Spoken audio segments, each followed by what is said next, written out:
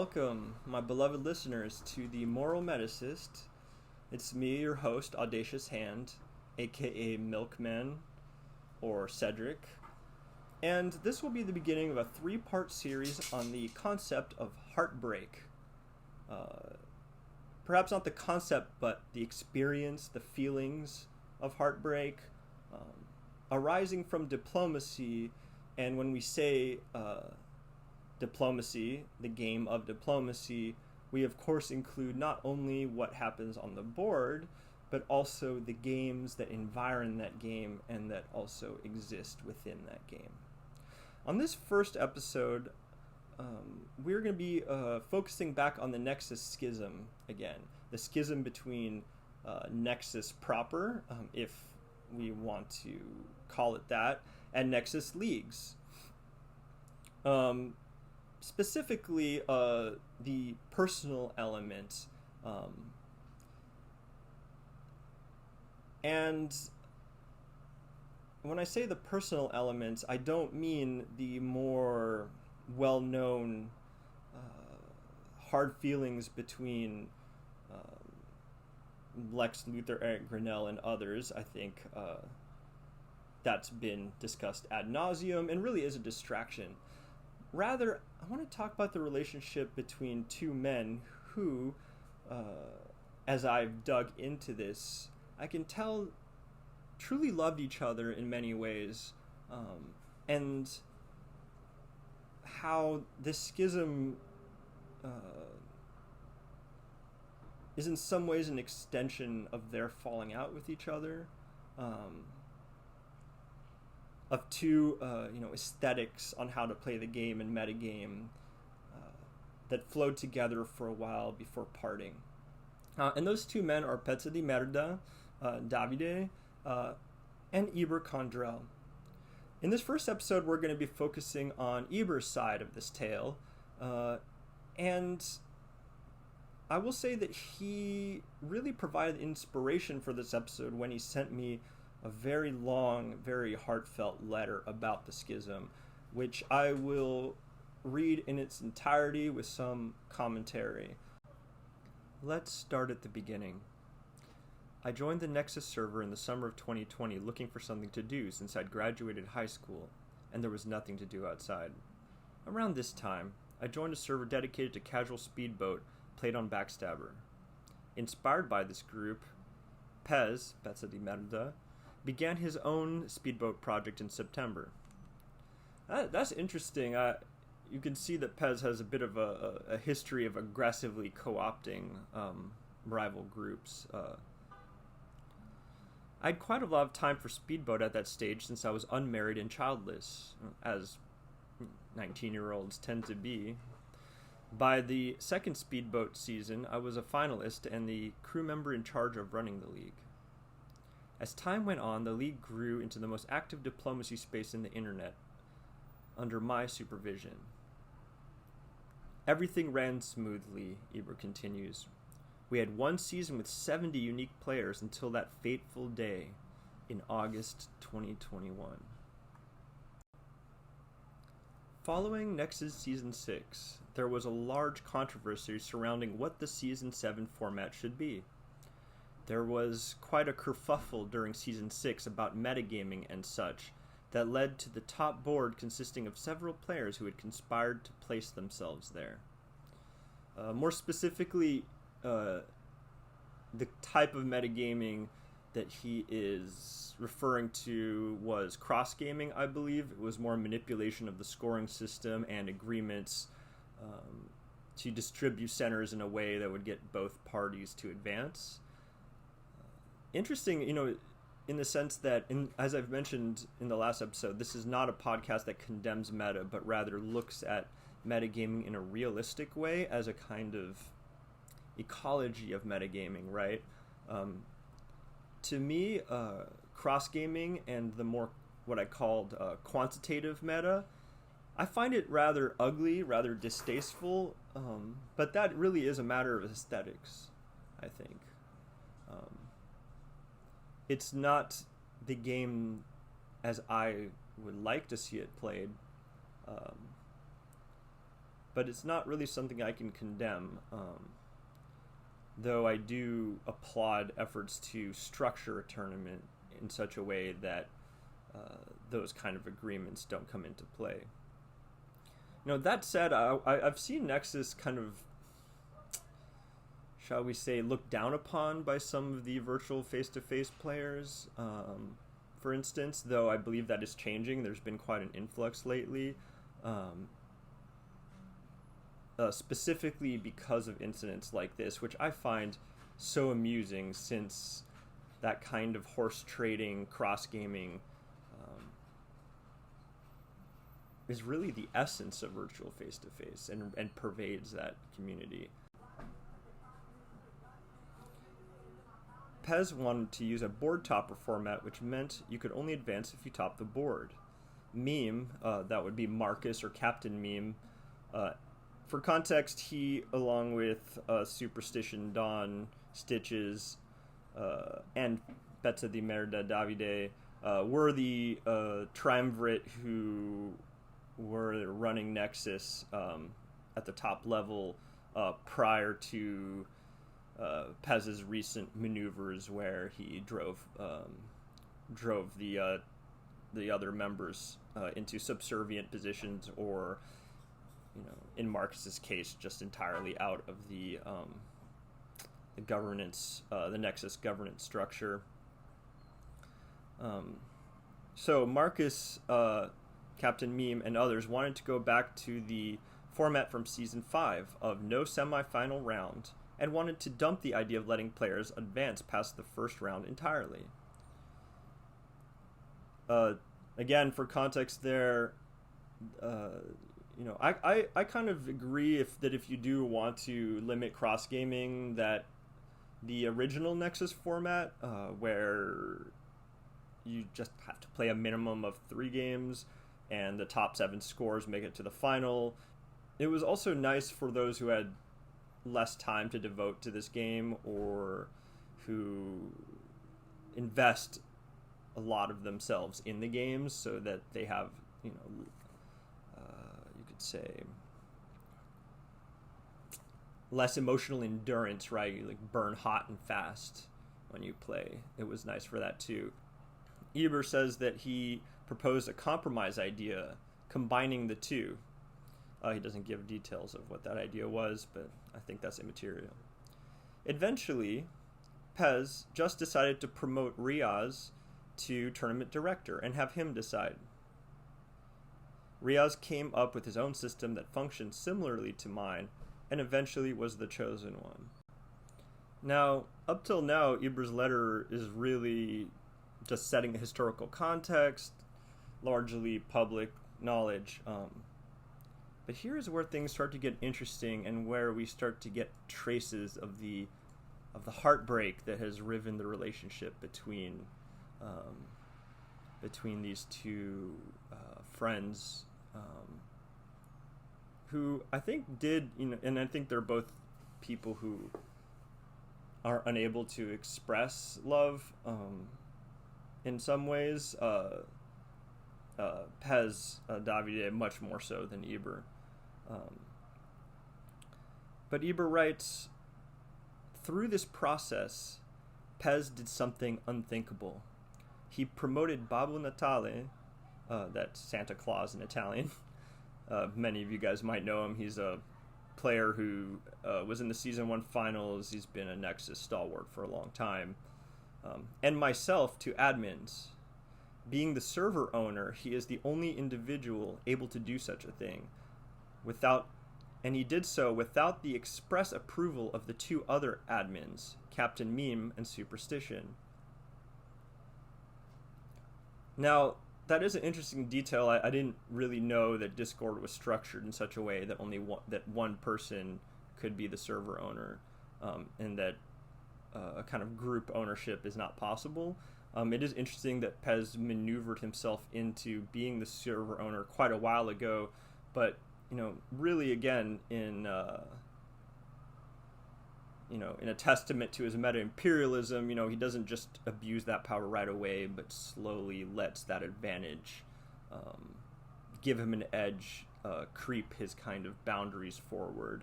And so he promotes Eber, in fact, and Babo to admin level, kind of crossing the kind of informal boundaries that had limited, the power of these individual admins. A side note before I get into this, Eber writes, Pez had come to me offering me a position on the admin team, which I said I'd be happy to accept, but would like to hear the other admin's opinion first. I DM'd them as well, to which they responded saying they had no particular objection to me, but that the structure was in place for a reason, and that shaking it up could be catastrophic. Oh, that's very nice foreshadowing there. One day, Pez promoted me, and on that day, Meme retired, and Superstition left the server for a couple hours to cool down. Again, Pez, he manages to kind of exhaust people, right? Meme, Marcus, who really has an incredible endurance for kind of administrative, unpaid work in this community. In fact, has very much a ready-made meta empire that he makes no use of because he never plays. I do wonder if Marcus will storm back into the hobby one day with this superstructure ready to go, or if he has just maybe achieved a zen state where the metagame interests him more than the game itself, which is kind of withered away, as his meta game grows around it. A seed that is no longer necessary. That would be interesting. I'll have to ask him. In any case, Eber writes, there was a long argument in which Pez actually claimed he had received what he considered to be enough approval to carry out the promotion. It's clear to me, Eber, that Pez considers himself the undisputed king of Nexus and has no interest in dividing power, and doesn't even want to make a strong effort to divide responsibilities. Pez treats Nexus like a brand, a nation, a government. He rules with an iron fist and conducts business. He measures success in members joined per day and tournament participation. I do not know what this man does with his real life. Perhaps he is a good man, a father, a husband, citizen, friend, churchgoer, and a person who conducts himself in a normal way. Maybe. We all use the internet for different things. Many of us use it as an escape. I myself enjoy moving pieces on a map and building imaginary empires. Escapism is perhaps a necessary part of real-world society, but where does it fit in an internet society?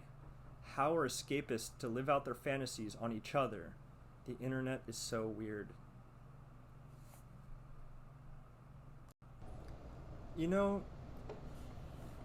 What he says about escapism there is really fascinating in terms of playing out your fantasies on one another. And I wonder if escapism is even the word. It really it dovetails with some of my thoughts on love, which is a topic that we seem to be circling back to quite a lot in this episode. And what I mean is that I find love interesting because it encompasses so much. It's kind of an empty or floating signifier where its indeterminacy, its capaciousness is what gives it its power. Like the gift, which, if any of you guys are looking for a reading, you could read Marcel Mauss's classic The Gift, in which he speaks about, among many other things, how the gift is something that cannot be refused. How it's something that it must be paid back with interest, in a sense, though that structure cannot be uttered, right? I think Bataille, speaking of the same phenomenon, they're writing about these potlatch societies, right, where the economy is built around gift giving, calls the kind of rank that comes out of this structure a form of crooked will, right? A desire for power that cannot be acknowledged as such, right? So love is a sort of gift that cannot be refused and must be paid back with interest. It's always a deep personal power asymmetry that cannot be named as such. But the balance of power can shift, right? So the loved one has power over the lover because only they can give the lover what they want, almost like a kind of addiction, right? A need for the person who can give you what you need. But also, the loved one sometimes becomes the beloved image. I would say always. The loved one becomes the image that is beloved by the lover. And the loved one becomes trapped in that image.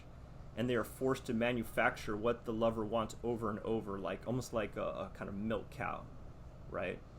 An animal that is just kind of kept in a comfortable state to produce endlessly what the lover desires. And the fact that what one loves is really an image, I think is borne out in that the deepest objects of love have long been known to be icons, the dead, even ideas, and that the person we love is but a vessel for the idea that we love. One example I might give is, and I wonder how many of my listeners are familiar with this, is waking up from a dream of sexual betrayal and feeling persistently angry at the person who betrayed you. Is it because, and I think there's actually a certain legitimacy to be angry at the person after a jealous dream, because that dream person is the idea that you love, and it's your predictive model of the person who is the vessel for that idea. So in a way, it's your mind showing you what that idea and its vessel are capable of. So whether you love or are loved, and it's never both, though the roles can reverse, there's always a kind of game in which the loved and the loved one, the lover and the loved one kind of shift the balance of power between them, but in a way that can never be named as such. It's always implicit. It's always euphemistic, always coded by definition, right? And that's why the greatest kind of strategists of love are not the generals, right, who have the plan all written out in advance, but again, are the ones who know how to operate that power instinctually, passionately, you could even say.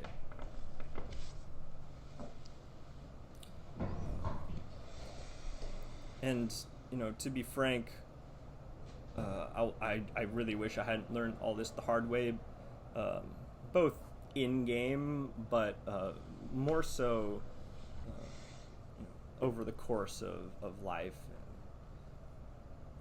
Not to say not to say that I'm not actually grateful for these lessons, or that they've been more painful than for anyone else.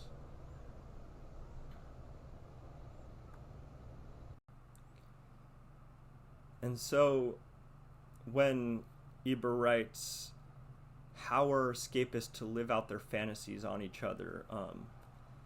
That would be my answer to that question to some extent. I don't know if it clarifies or if it adds a kind of luxurious opacity to the question. Anyway, the fallout from the new admin promotions was that Meme retired, Marcus. And we started trying to codify some rules for how to conduct ourselves in Nexus. both for admins and for members. This will become important later. If you play a game with Pez, never allow him to have any part in codifying the rules. Often he is not the one who will seem even to be producing them, and yet they always seem to work in his favor. And now to pivot, Eber writes. I won't go into too much detail about Eric Grinnell, aka Lex Luthor, but just a few highlights. Eric is intense, fiery, angry, and politically unpopular. He was a lawyer and pushes every boundary and stretches every rule to the limit. He is very aggravating to deal with. Speedboat was one of his favorite game modes, unfortunately. This is unfortunate because Speedboat tends to take all the frustrations and irritations that one experiences in a diplomacy game, cram them all into 2 hours, and then bottle them up until they burst forth at the end in the dreaded AAR, after action report. Rarely these AARs boil over after particularly frustrating games, often involving new players being new. Harsh words are exchanged and feelings are hurt. It's difficult to manage these situations, especially as a partial participant. This was one of my duties as the head of the Speedboat League on Nexus. I will say, Eber, he really does have a certain naivete.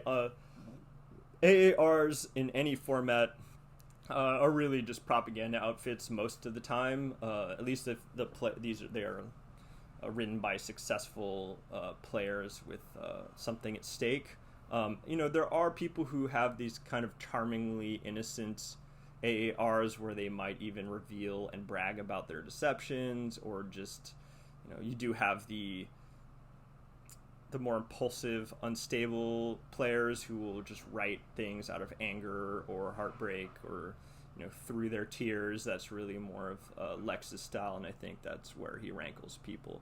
For much of my time as Speedy Oligarch, I tolerated Eric. I shouted him down. I ignored him. I even befriended him. That's familiar tact, and a good one, Eber. But his constant inability to correct his poor behavior wore on me. One day he changed his username to include pronouns in the format he, him. Brief aside, I have forgotten exactly what he put there. It was not his real pronouns, he, him. This pushed me over the edge. It plays right into kind of Pez's legalistic web. Eber says, this is where the story has the potential to become political. I wish to avoid such an outcome. Whatever your political stance on the issue, I hope we can all agree that intentional mocking of another person on the basis of an immutable characteristic such as gender is not to be trifled with. And trifle with it is what Pez did. Some of this is simply to do with language and cultural barriers that exist as a result of the online community we are part of. Italian has gendered pronouns for most everyday objects as well as people, so using gendered pronouns doesn't seem like an issue for them. Eber, you can really see he has a certain innocence and good heart here.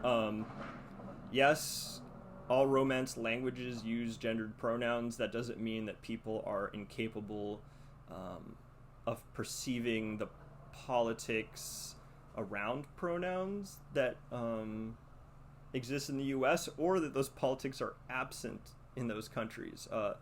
It makes me think of, I had a friend, for instance, she was dating, I don't want to call a certain country or anything, but she was dating someone from a country that is kind of known and often self-described as having a strong kind of sense of machismo, right? And he was almost abusively jealous of her behavior, and she would always excuse it, and he would excuse it by saying, well, I come from this culture of jealousy, of machismo.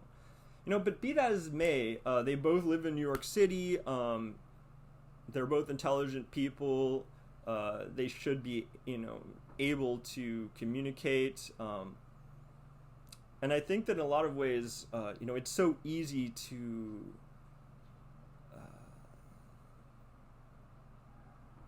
to ascribe a certain romance to our faults or to try to culturalize them, and it's such an easy way out. And also inexcusable, I think. Italians and other people with similarly kind of bodily affectionate cultures to differentiate themselves from, the U.S. Almost as a stand-in for global capitalism, right? Unlike you who are cold, we are warm, right? And so it plays upon that politics. Prior to my surprise appointment, I demanded we write up a charter for Nexus to prevent such shenanigans from happening again. Pez agreed in his usual way, and we set to work. What resulted was a decent document in some ways, but was ultimately ignored by Pez. He claims I am the one who ignored it, of course. The main rule that ended up being contested was no bullying. The Italians, referring to Pez and Babbo, as Babbo often supported Pez in his leadership decisions. Of course he does. This is why we should study Nexus history if we want to understand its present. Pez, when he was an up-and-coming player, when he was more the Robespierre of Nexus rather than the Caesar, he was very much under Babbo's wing as the more experienced player in some ways, and he was a noted member of the Italian meta mafia as its height, IMM. There is a separate server for the Italians, and they very much do operate as a corporate entity much of the time, much like any of the other meta empires that we covered last podcast. So the Italians said they saw no evidence of bullying. They refused to treat Lex as a bad faith actor under any circumstance. A shocking decision from my perspective, since he had acted in bad faith so consistently before. They maintained that any act committed prior to the establishment of the charter should be thrown out as ex post facto. Nexus thrived as a place of organic power dynamics, instinctual mode of governance, and each time that Pez kind of advances this legalistic, rigid framework, he's advanced his own power step by step. And again, I want to emphasize, I say this all out of admiration, and also out of a kind of almost academic desire for us to understand how power works in the meta diplomacy world. So a valid point, Eber concedes. However, community is not a nation. At least not the Machiavellian nation-state Pez sees in his wet dreams. Eber says, we put the proposal to Pez. He said something like, that's ridiculous, but I'll think about it. The following day, I woke up to every mod associated with the leagues having been removed from the admin channels, and Pez publicly posting about our insubordination. Wow. That's a Night of the Long Knives, a purge. Pez delivered an ultimatum to us, stipulating that we could either come back and do our jobs or resign permanently. If you ever need evidence of Pez's tyranny and lunacy, you need to look no further than this act. He even gave us all suspended mods roles, which were read and displayed separately. The man had gone mad. Or had he? I would add. Now, before I get deep into my anger at Pez, I should share some of the mistakes I and my group made. Upon being suspended, we discovered that several of our number were still able to edit certain channels. In a fit of anger, some of us, myself included, chose to delete some of those channels that we had already copied to the League server. There was a multi-hour public discourse following Pez's announcement that consisted of people airing their grievances with Eric, web diplomacy cutting ties with Nexus. Oh, I did not know that. Interesting. The Nexus League server being established, and Eric declaring himself a poor, sad victim. He does love doing so, doesn't he? Pez in particular, I respected quite a lot before I got to know him better. It's truly a shame that the community broke and is divided as it is. Eber really does kind of follow the flow of like affection and friendship more than ideology, which is actually very admirable.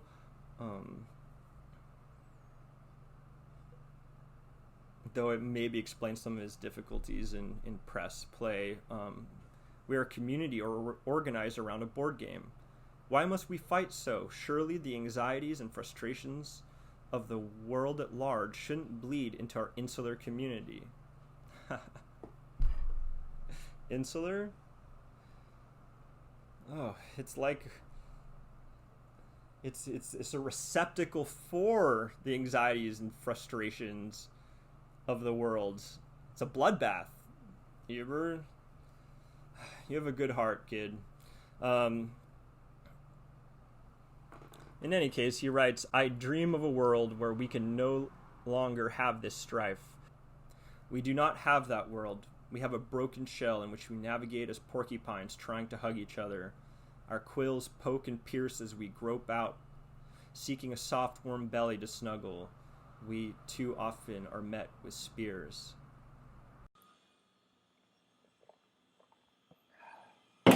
Well, that was fun. Hope we can do more of these Broken Heart segments soon. It's kind of fun to zoom in on two people and the feelings flowing between them. Get me so high, I know you ain't a drug, but you get me so high.